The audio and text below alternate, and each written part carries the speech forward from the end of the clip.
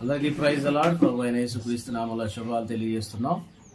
ఇప్పుడు మన ముందు ఒక ఇంపార్టెంట్ పర్సన్ అన్న జాన్ స్టీఫెన్ గారు మన మధ్యలో ఉన్నారు. బలంగా దేవుని పరిచయం జరిగిస్తున్న దైవ సేవకులు, అనేక ప్రాంతాల్లో వాడబడుతున్నారు. అనేక చోట్లకి ఆ పరిచయ నిమిత్తం రాత్రి పవర్ లేకుండా చాలా చాలా దూరం వెళ్ళి సువార్త గురించి, ప్రభు రక్షణ గురించి తన సాక్ష్యాన్ని పంచుకుంటూ అనేక మంది యవనస్తులను బలపరుస్తున్న గొప్ప దైవజనులు మన మధ్యలో ఉన్నారు. అన్నగారు వందనాలు. మనం అన్న ఇప్పుడు చాలా సంవత్సరాలుగా మీరు పరిచయం జరిగిస్తూ ఉన్నారు. మీ గురించి తెలుసుకోవడానికి ప్రేక్షకులు చాలా మంది తెలుసు, కొంతమందికి తెలియకపోవచ్చు. కానీ ఈ ఇంటర్వ్యూ ద్వారా చాలా మంది కూడా మీరు పరిచయం కావాలని మేము కూడా ఆశపడుతున్నాం. చాలా మంది చాలా ప్రాంతాల్లో మీరు వాడబడుతూ ఉన్నారు అన్న. అసలు మీ పేరు, మీ ఊరు, మీ వివరాలు అన్నీ కూడా మా వాళ్ళు కూడా చెప్తే కొంచెం బాగుంటుంది. మంచిదన్నా. ఈ రీతిగా దేవుడు ఇచ్చిన అవకాశాన్ని బట్టి దేవునికి మహిమ కలుగును గాక. మీకు, మీ కుటుంబానికి, ఈ యొక్క లైవ్ను, ఈ యొక్క ఇంటర్వ్యూని చూస్తున్నటువంటి ఆత్మీయులైన మీ అందరికీ నా హృదయపూర్వక వందనాలు. Praise the lord. నా ప్రైజ్ ది లార్డ్. చాలా సంతోషము. నా పేరు జాన్ స్టీఫెన్.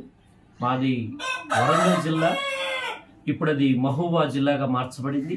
కురవి మండలము, గుండ్రాతిమడుగు స్టేషన్ అనేటువంటి ఒక చిన్న గ్రామంలో నుంచి నేను వచ్చాను. మా కుటుంబ నేపథ్యము, మా నాన్నగారి పేరు భీకు, మా అమ్మ పేరు లక్ష్మి, నాకు ఒక చెల్లి, తమ్ముడు. అందరూ దేవుని మహాకృపను బట్టి మేము రక్షించబడ్డాము. దేవునికే మహిమ కలుగును గాక. ఓకే అన్న, మీరు చాలా పెద్ద చదువుకున్నట్టుగా కూడా ప్రచారంలో ఉంది. సివిల్స్లో మీరు బాగా ప్రిపేర్ అయ్యారు. సివిల్స్ ప్రిపేర్ అయిన మీరు రూట్ సడన్ గా దేవుని వైపు, దేవుని పరిచయం వైపు ఎలాగా మారిపోయింది? మంచిదన్న. ఈ విషయం చాలా మందికి తెలియదు. చాలా మంది సేవ అంటే ఏ యోగ్యత, అర్హత లేకుండా సేవకు వస్తారని అనుకునే ఈ రోజుల్లో ఉన్నాము. అయితే దేవుని మహాకృపను బట్టి 10th క్లాస్ నేను ములుగులో ఉన్నటువంటి బండారుపల్లిలో రెసిడెన్షియల్లో చదివాను. ఇంటర్ నేను మహబూబాద్లోను, డిగ్రీ ఖమ్మంలోను, పీజీ కాకతీయ యూనివర్సిటీ గోదావరికనిలో నేను చేశానన్న. ఆ పీజీ పూర్తి చేసిన వెంటనే నాకు జూనియర్ కాలేజ్ లెక్చరర్ ఉద్యోగము జనగాంలో వచ్చింది. నేను అనుకున్నాను, దాన్ని విడిచిపెట్టి నేను హైదరాబాద్లోని ఆర్సీ రెడ్డిస్ ఐఏఎస్ స్టడీ సర్కిల్కి వెళ్ళాను. అక్కడికి వెళ్ళి సివిల్స్ ప్రిపేర్ అవుతున్నాను. ఆ జీవితంలో ఎస్పీ కానీ కలెక్టర్గా కావాలనేది నా గోల్ ఉండేది చిన్నప్పటి నుంచి. అలా ప్రిపేర్ అవుతున్నటువంటి ఆ కాలక్రమేణలో ఫస్ట్ టైం నేను ప్రిలిమ్స్ రాశాను, మిస్ అయింది.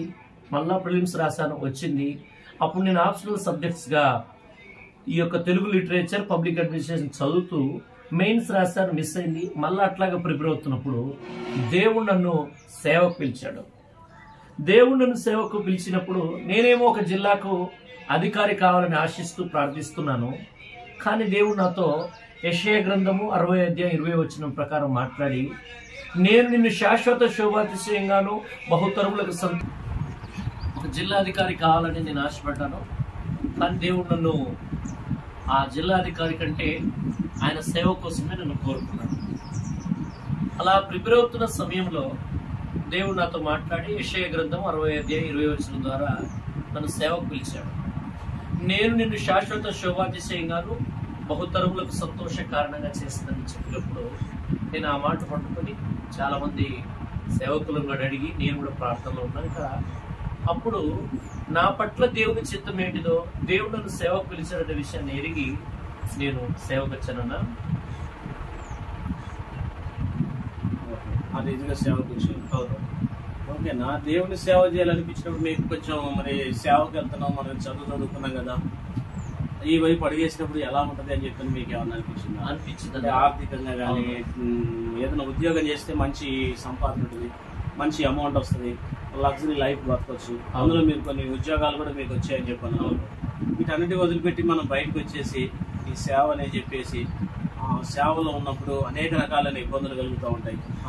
ఈ ఇబ్బందులను బట్టి ఎప్పుడన్నా మీరు ఆలోచించారు? అయితే నేను ప్రభుని ఎరిగినప్పటి నుంచి, మందిరానికి వెళ్తున్నప్పటి నుంచి సేవ చేయకూడదు, ఈ సేవ అంత డేంజర్, ఈ సేవ అంత శ్రమలు ఎందులో ఉండవని నేను పదే అనుకునేవాడిని. దేవుడు నన్ను సేవకు పిలిచిన తర్వాత నేను చాలా రోజులుగా, ఇంచుమించుగా ఒక 5-6 నెలలుగా ఎక్కువగా ప్రార్థనలో, ఉపవాసంలో అలాగా ఉంటూ తెలిసిన సేవకులు అడిగితే వాళ్ళు కూడా అదే రీతిగా దేవుడి సేవకు నేను కోరుకుంటున్నాడు, నువ్వు సేవ చేయాల్సిందే, నీ మీద దేవుని ప్రణాళిక ఉందని తెలియజేశాను.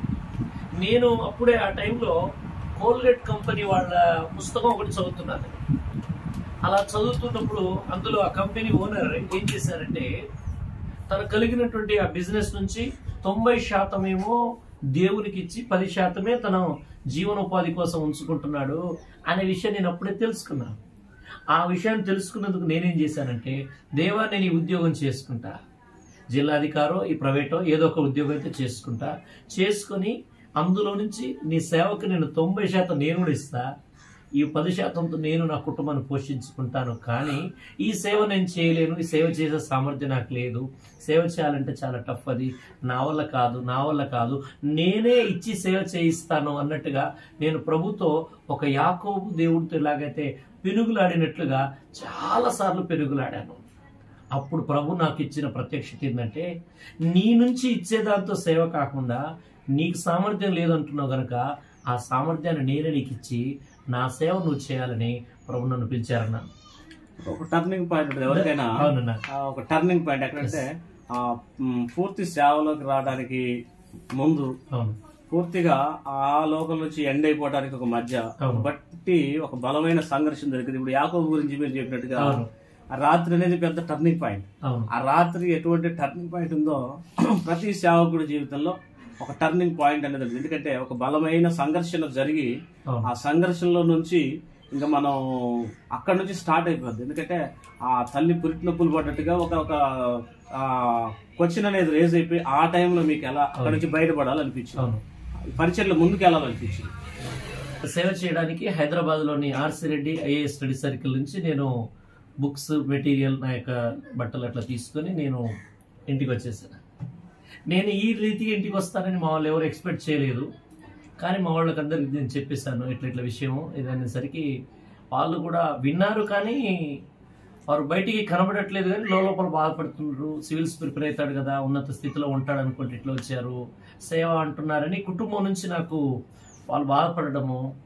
వీళ్ళు మంచిగా మాట్లాడుతున్నారు కానీ లోపల దిగులు పడుతున్నారు ఏంటిదని ఆలోచన చేస్తూ ఇక రాత్రంతా ప్రార్థన చేస్తుంటే ప్రార్థన సాగట్లేదు, నిద్ర పట్టట్లేదు, ఏం చేయాలో అర్థం కాని పరిస్థితుల్లో ఏంటిది ఇది అని ఒకరోజు అయిపోయింది, 2 రోజులు అయిపోయింది, చిన్నగా విషయం అంతా బయటికి స్ప్రెడ్ అయిపోయింది.